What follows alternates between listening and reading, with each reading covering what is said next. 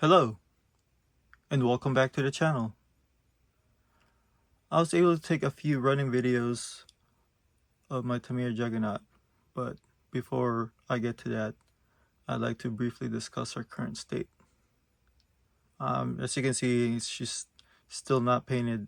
I'm still trying to put her through the wringer and test out the gearbox, but it seems like it's holding.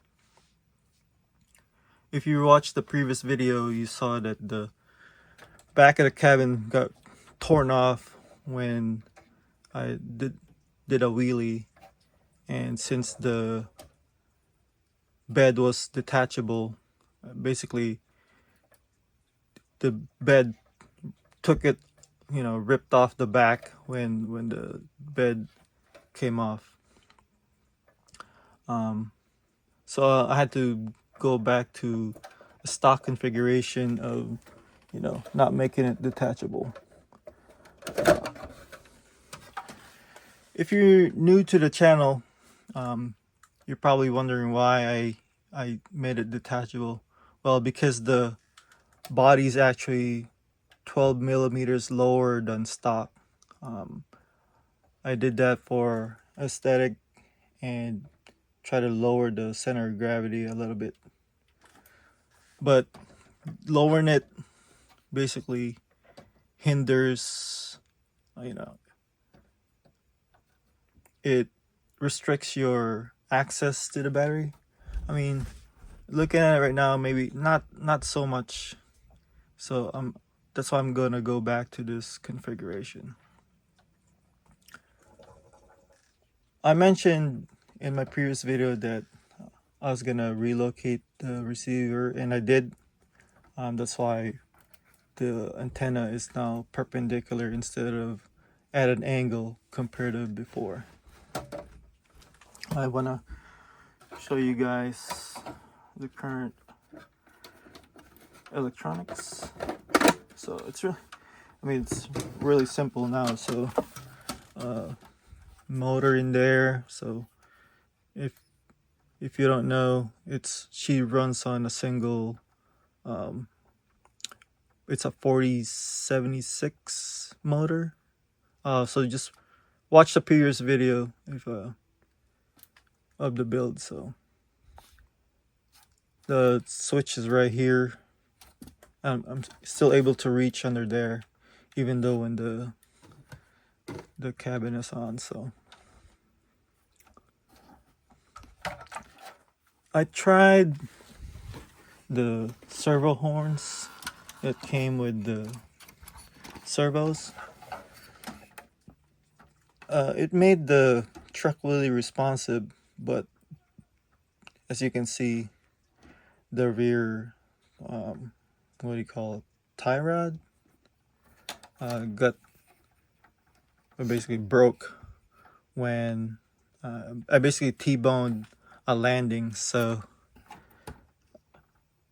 I'm gonna put back the servo savers. Like I said, it wasn't to save the servos, it was more to save something else down the line. So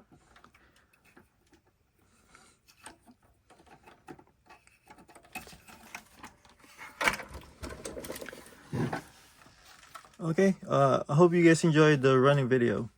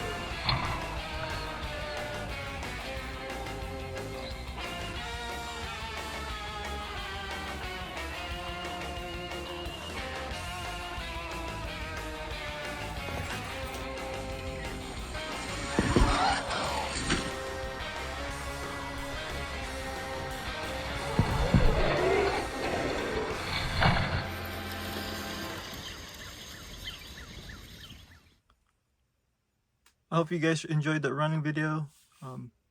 Before I end it here, I want to discuss future plans for her. I mentioned it before. I want to put an interior, basically, and basically a driver in there. Also, I end up tearing up a hole in this tire. This was actually in the rear. I swapped them because I feel that the rear tires take up more beating than the front. And I used this rubber glue to basically patch that hole. It's really hard to get these tires off the wheel. I was gonna use like a rubber tape that I use for those Kyosho USA 1 Monster Truck tires. Those are in really bad shape. They got, tears and cuts in them. So those have tape on the inside. But instead, I used this rubber glue to make the repair for this tire. Let me see if I could even find it. Right here. This tear right here. I think I can peel that thing off still with my fingernails, the residue. I'll probably try and do that at a later time or off camera. But anyway, like, if you look, there's no cracks now. I mean, I didn't get all the way in there, so it looks like I have to apply more in that corner over there. But the one towards the middle, there's no crack. So this thing works really well for rubber. So all you have to do is make sure it's cleaned really well, and then I used basically a cotton swab as an applicator. So I cracked it open, applied it, and then quickly wiped it off with the other tip, so it made less mess. And it looks like this is gonna come off the more I pick at it. So there, see, no